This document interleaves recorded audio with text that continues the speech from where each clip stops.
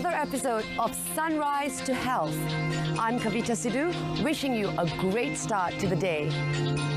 We live in a modern world full of noise and technology, and some of us tend to suffer from that common ailment known as headaches. And how many of us readily reach out for that aspirin as a quick remedy? Well, my friend Nini is going to show us a better remedy through exercises that will help eliminate that headache and lessen those migraines.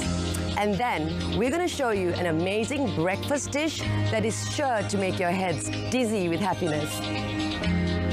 My morning coffee chat today is with Farah Putrinegara, and we'll be chatting about how to overcome grief. That will surely help us improve our lives. So please stay with us, enjoy the show, and over to you, Nini.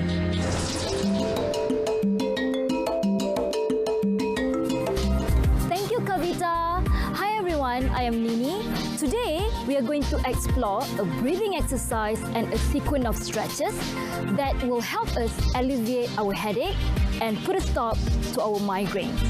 The breathing exercise will be performed on different nostrils only at a time, and we are going to raise our right hand up with our index finger placed to the spot where our eyebrow will meet. Now resting the left hand on our left knee, and we are going to use our thumb to close our right nostril and little finger to close the left nostril. Let's begin by closing the right nostril using the thumb, taking a long inhale through the left nostril. Closing the left nostril, open the right and exhale. Through the right nostril, taking another inhale. Close the right, open the left and exhale. That is set 1. 2 more. Through the same nostril, left nostril inhale. Close the left, open the right, exhale. We are going to do it one more set. Inhale through the left nostril. Close the left, open the right, and exhale. And for the final round, long inhale through the left nostril. Close the left, open the right, and exhale.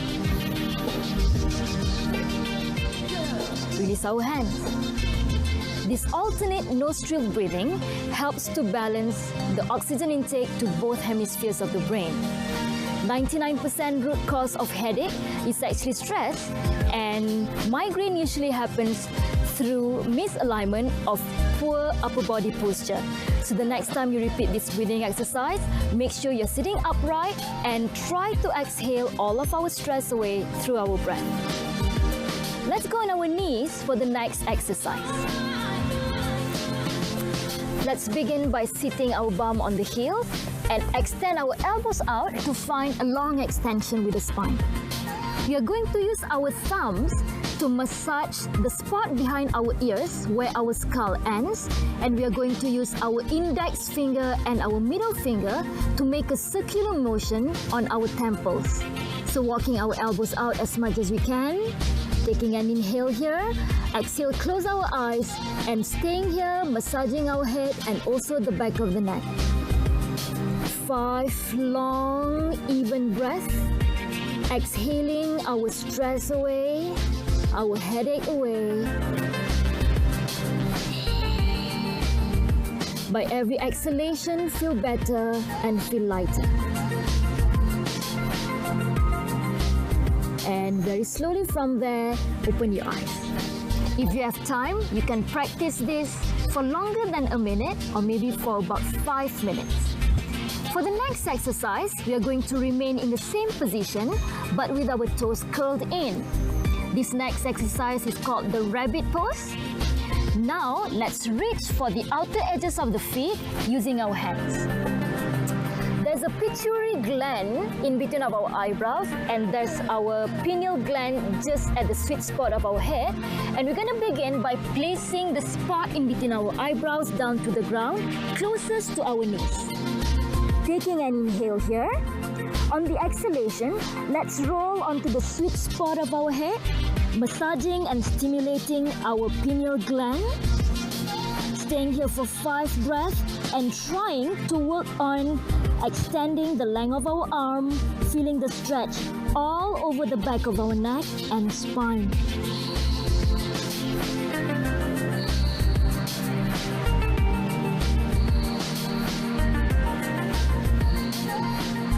At the 5th breath, flatten the feet again and come back to sitting, but very, very slowly.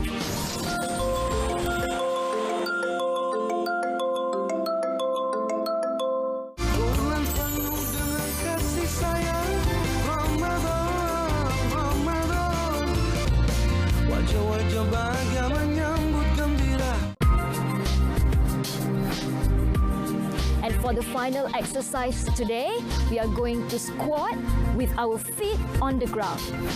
Joanne and myself will be demonstrating the full pose, while Fitrina at the back will be demonstrating a slightly easier pose.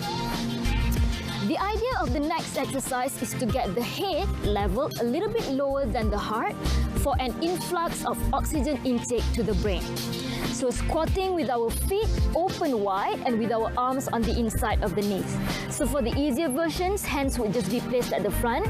And for the full version, we're going to try to walk our feet closer to each other with the hands wrapping behind the heels and interlacing each other, taking a long inhale, close our eyes, and exhale, just completely relax the head, if possible, towards the ground. Alternatively, if you cannot squat with your heels down to the ground, or if this pose is uncomfortable for you, you can step your heels on a raised block or on a raised bolster. Taking an inhale here, and exhale, you can just rest the spot where your eyebrows meet on top of your index finger to stimulate and massage your pituitary gland.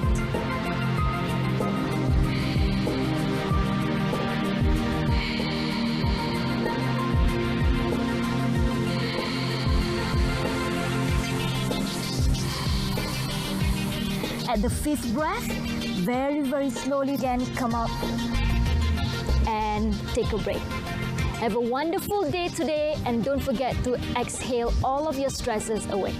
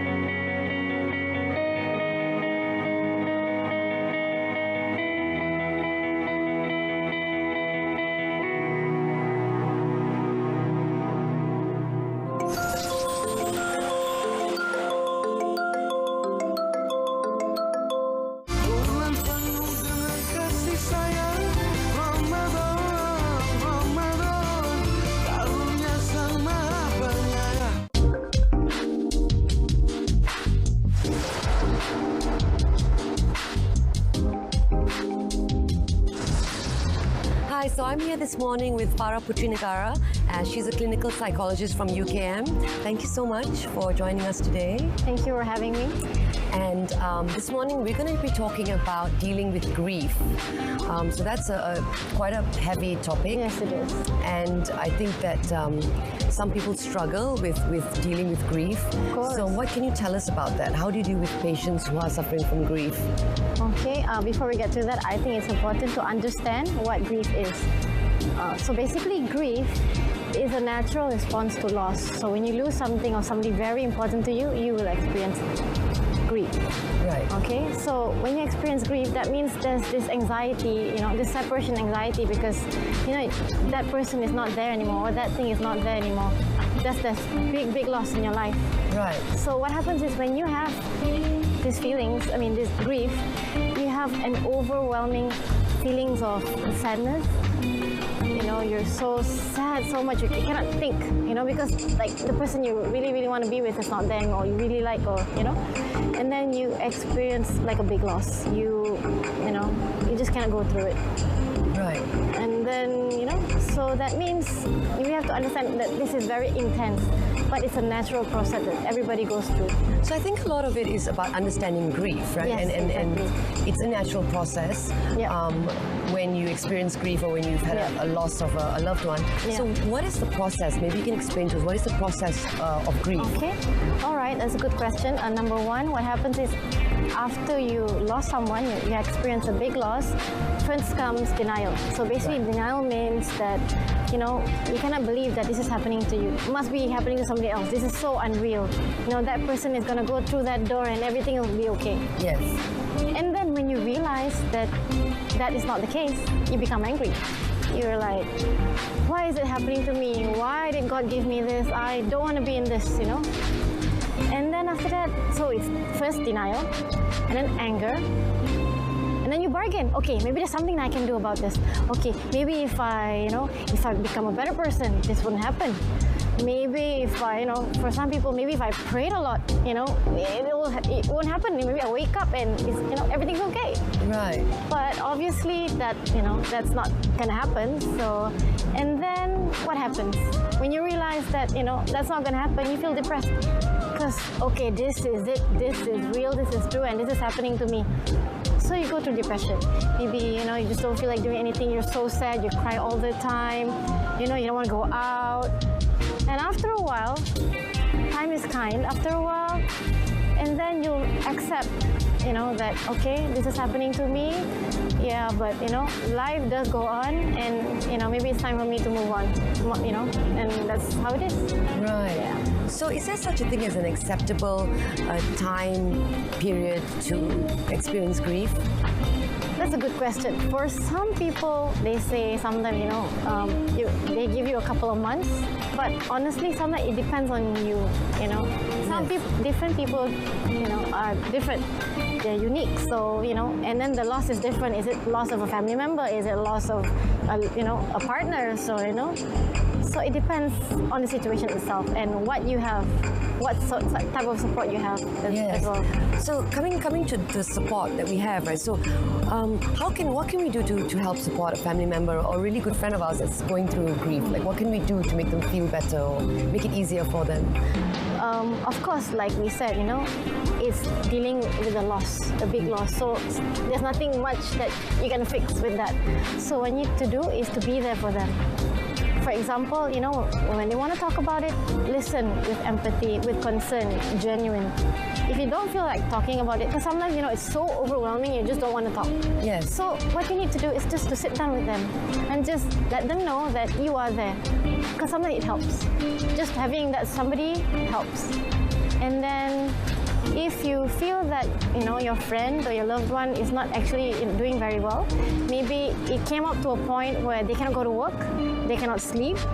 They cry all the time after a couple of months, maybe, and everything deteriorated. They don't want to go out anymore. Maybe you should persuade them to seek professional help. Interesting. I have a friend of mine recently told me this. He said, it's okay to experience grief. You can wallow in your grief, but don't wilt. I don't know that. I mean, it's a hard thing, isn't it? How do you? It's a fine line. Like It's kind of subjective as well. subjective, right? Because Yes. you need to feel that. You need to go through course. that grief, and that It's a natural response. it's a natural response. Yes, everybody goes through it. Yes, Yeah. but it's just a matter of being able to know when you can slowly start living your life and Yeah. maybe going back to work again and finding that happiness, right? Yes, that's right. That's right. Interesting. Is there anything else that you'd like to talk about when it comes to grief and your patience? Grief. Basically, I think for the person who is experiencing grief, I think please realize that it's a natural response to loss. Everybody will feel it. Nobody will say, "Oh, yeah, that's fine." No, that doesn't happen. And then realize that it's a process. You're not gonna get over it the next day because it's somebody or something very, very important to you. It will take time. Because you already have an attachment and then it's gone. So give yourself time, be kind. And then, try to do some things that, routine so that, normal life becomes, a part of Yes. routine. They always Yeah. say that, right? To really try and Yeah. maintain a routine. Yeah. Because it's a way of just telling yourself, okay, never mind, this happened, but life goes on. And you need to remember, I think your loved one wouldn't want you to wallow, all the time for them. They want you to live because Yes. they love you, I'm sure. So, Yes. And also I think the grief patient needs to understand that needs to be able to be aware if they start falling into Yes.